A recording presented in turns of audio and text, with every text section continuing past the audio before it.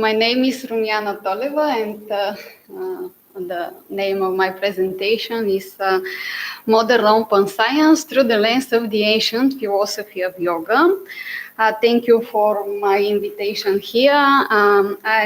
Just a little context. I am here because I was a part of the Orbit project on open research in Bulgaria.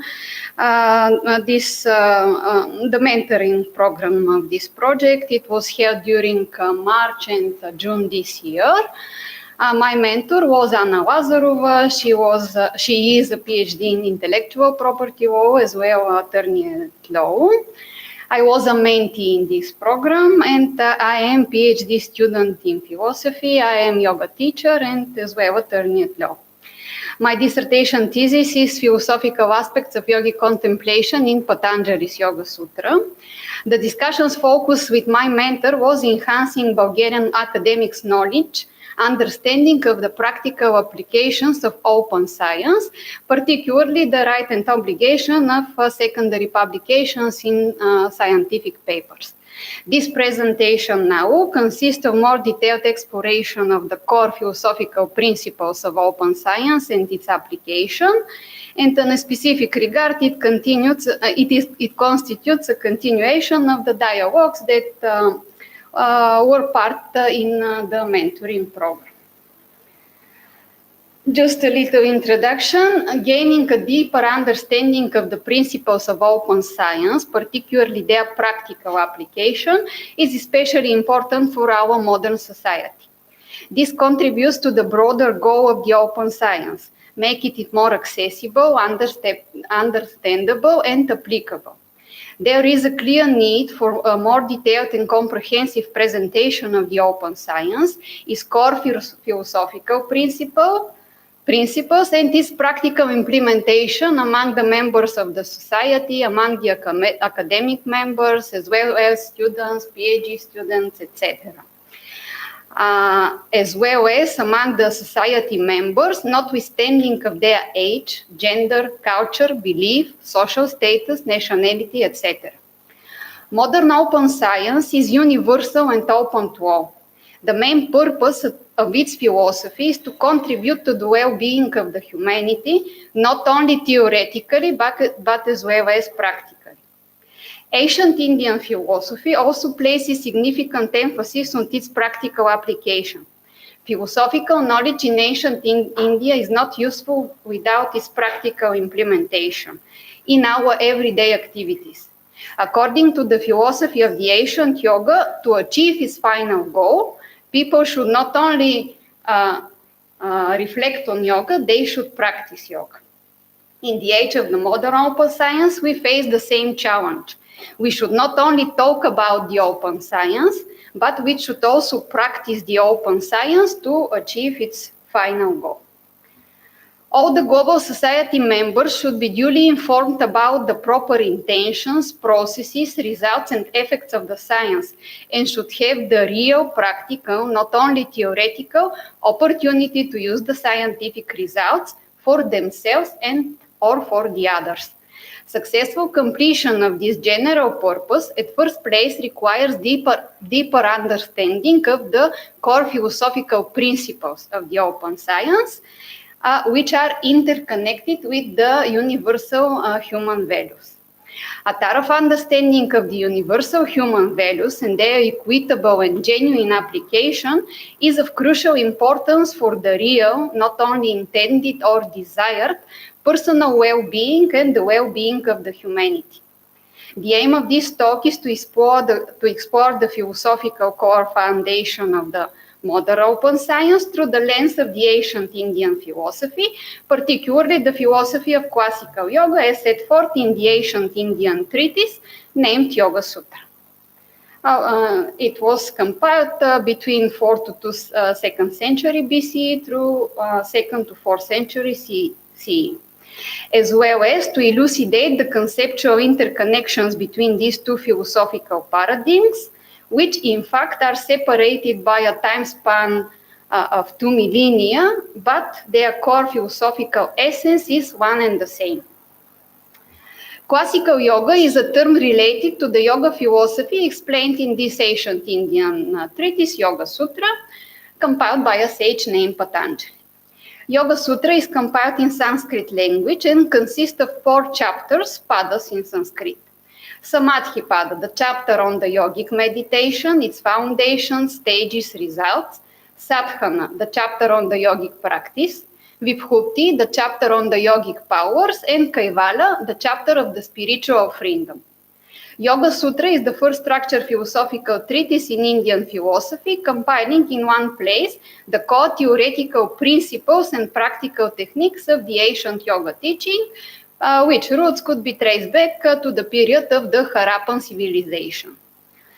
It explores the yogic contemplation aim and philosophical foundations, describing the results of all the contemplative stages, as well as the yogic methodology for achievement of the final aim of yoga as applied philosophy.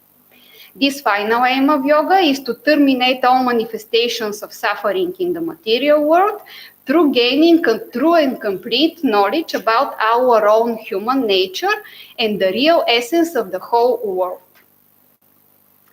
The final yogic goal is called Kaivala, the spiritual freedom achieved in the most complete and abstract yogic meditation, where we find an unreversible rest in our own true nature as humans, which is one and the same with the true nature of others and the true nature of the whole universe. Resting in this true nature, we are all one.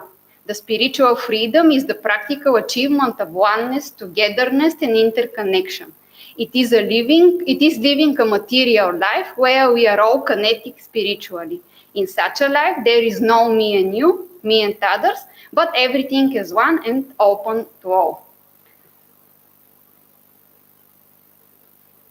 Okay, let's see the core philosophical ethical principles in yoga, which are very underestimated because everybody knows yoga now as its postures and breathing techniques. The ethical principles in yoga are its foundation, and they are called yama and niyama.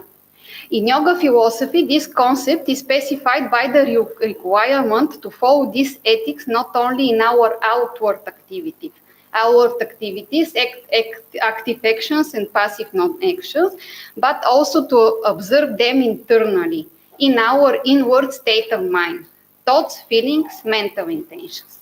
The 5 restraints are not harming others and yourself. Be honest and sincere. Let your intentions, words, and actions be true and integrative. Do not possess anything that is not meant to be yours. Do not steal anything. Do not indulge in too much intimate relations or such that are not ethical. Make efforts to know yourself better and study the ancient wisdom. Do not grasp, do not be greedy, do not possess more than you really need. The 5 activities related to practicing the restraints are cleanliness at all levels, mental and physical. Let your intentions be clear. Make efforts to be with a clear mind. Have clear space around you. Use clear words. Do clear deeds. Be satisfied with what is enough for you. Be contented with the little and that which is useful. Be self-disciplined. Make enough, proper, and accurate efforts towards the goals. Do regularly your yoga practice. Study yourself, others, and the universal laws. Study the scriptures with the ancient wisdom.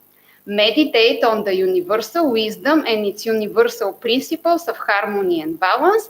Connect to your own true nature. Connect to the others through connection with your own true nature.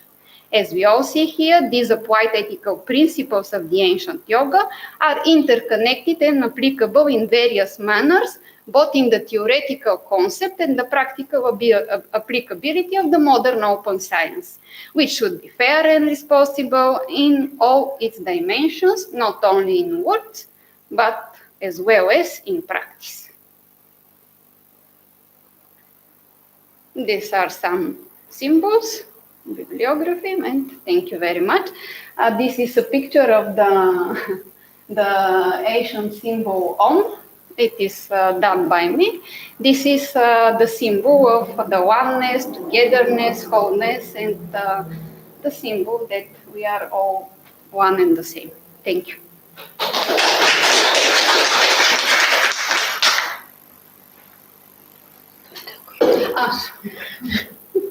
Okay.